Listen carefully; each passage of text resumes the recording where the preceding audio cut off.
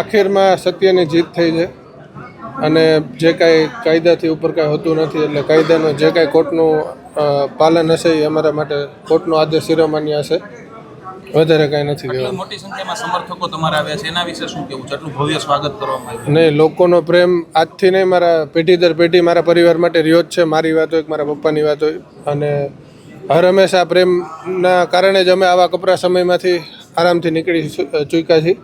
એટલે આ 72 દિવસમાં જે કાંઈ લોકોએ મારા માટે સ્વયંભૂ રીબડા, મારા પપ્પા માટે સ્વયંભૂ, મારા સમાજના, અન્ય સમાજના 18 વર્ણના લોકો, જે ગોંડલ તાલુકાના વેપારીઓ, ઉદ્યોગપતિ તમામ ભેગા થયા હતા સ્વયંભૂ અમને ન્યાય અપાવવા માટે, એ બધાને હું નતમસ્તક કરીને પ્રણામ કરું છું કે આપ સૌનો ખૂબ ખૂબ ધન્યવાદ કે આપના માટે થઈને આજે સત્યની જીત થઈ છે આપ લોકોના કારણે. તમારા પિતાજીની ગેરહાજરીમાં પણ રીબડામાં ખૂબ મોટું સંમેલન જેવું મળ્યું હતું, એમાં હજારો લોકો આવ્યા હતા, એ વિશે શું?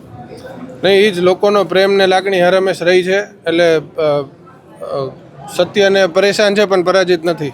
એટલે જી, જે કેસને લઈને તમે ગયા હતા જેલમાં, જેને લઈને એ કેસનું મેં કીધું એમ કે આજે સેશન કોર્ટે મને શરતી જામીન આપ્યા છે, એનું ખૂબ અમે પાલન કરશું, કોઈ પણ શરત ભંગ ન થાય, અને એનું ખૂબ કાળજીપૂર્વક અમે પાલન કરશું. અને આવીને આવી જ રીતે કોર્ટ ઉપર ભરોસો છે, ન્યાયપાલિકા ઉપર અમને ભરોસો છે કે હજી આગળ જતાં પણ અમારો વિજય થશે. સત્ય પરેશાન છે, પરાજિત નથી, મેં તમને કીધું એમ.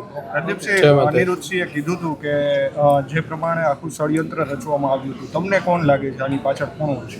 એ તો ભગવાનને ખબર ભાઈ. હું ડાયરેક્ટ એમાં કોઈનું ટિપ્પણી કરવાવાળો માણસ નથી. જે હશે એને કુદરત એને પહોંચાડશે ભાઈ. જય માતા, જય માતા.